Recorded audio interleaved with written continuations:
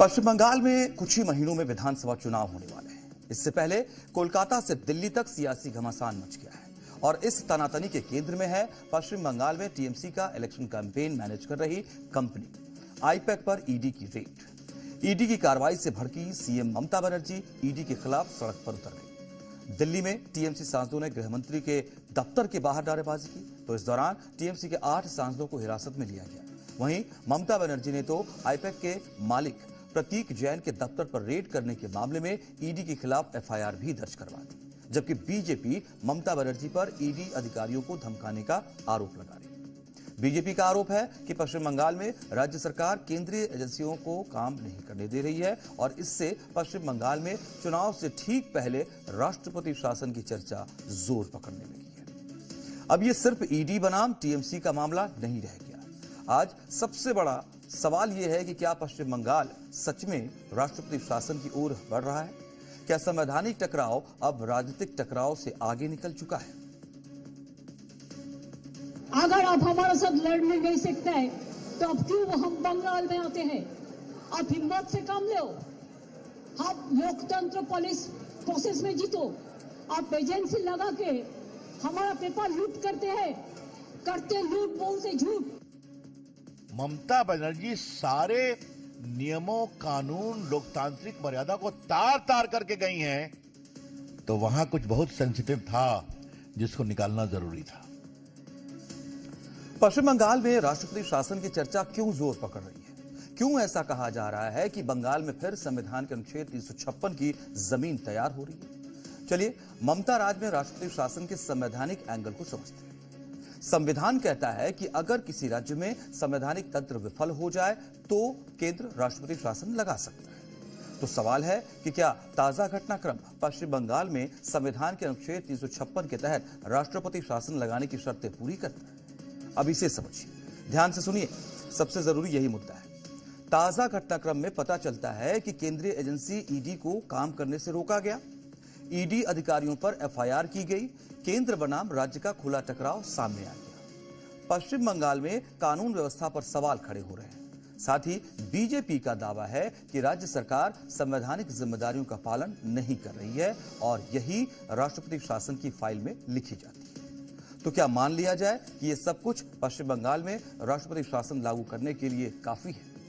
रुकिए जरा, आप कोई राय बनाएं इससे पहले सुप्रीम कोर्ट के एसआर बोम्मई जजमेंट को याद कीजिए।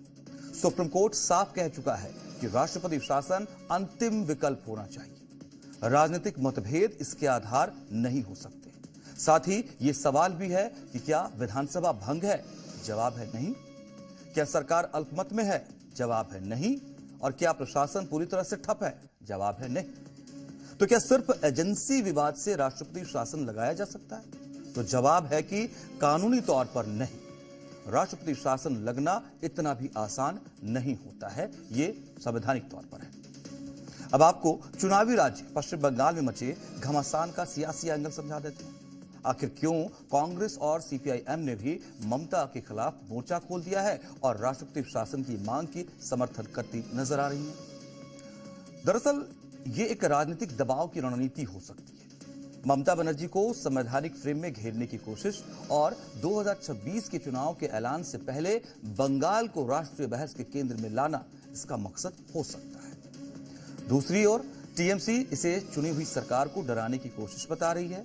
वहीं जैसा कि हमने आपको पहले भी बताया, बीजेपी इसे स्वतंत्र एजेंसी की कार्रवाई बता रही है और इसी आधार पर ममता सरकार को घेर रही है। तो अब सवाल उठता है कि आगे क्या हो सकता है?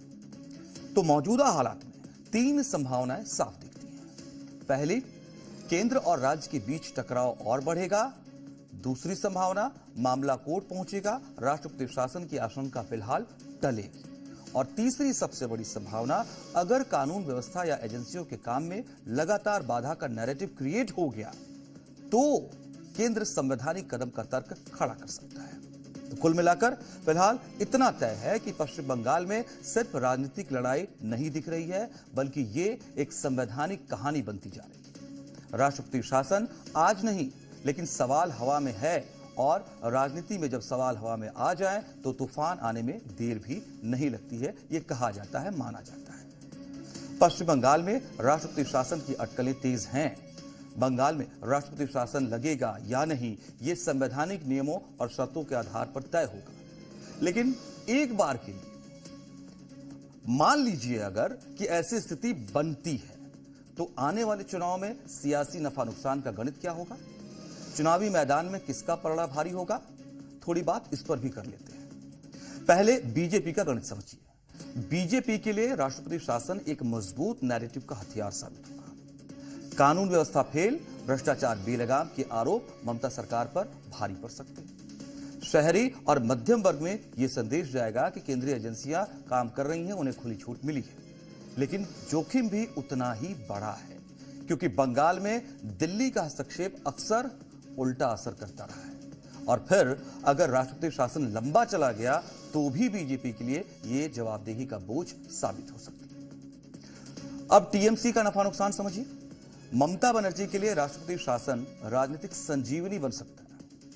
चुनी हुई सरकार गिराई गई, ये लाइन टीएमसी का सबसे मजबूत हथियार बन सकती है। ग्रामीण, महिला और अल्पसंख्यक वोट और ज्यादा मजबूती से ममता के साथ खड़े हो सकते हैं।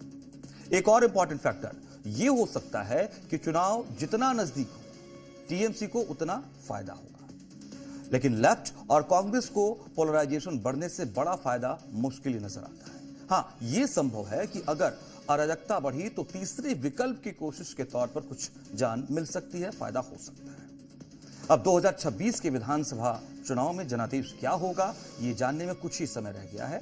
लेकिन एक और बात याद रखनी चाहिए, बंगाल में मुद्दा सत्ता नहीं, अस्मिता रहती है, जो रिवाज है पारंपरिक तौर पर चुनाव का। राष्ट्रपति शासन बेशक एक कानूनी फैसला हो सकता है, लेकिन बंगाल में यह पूरी तरह एक राजनीतिक जुआ है।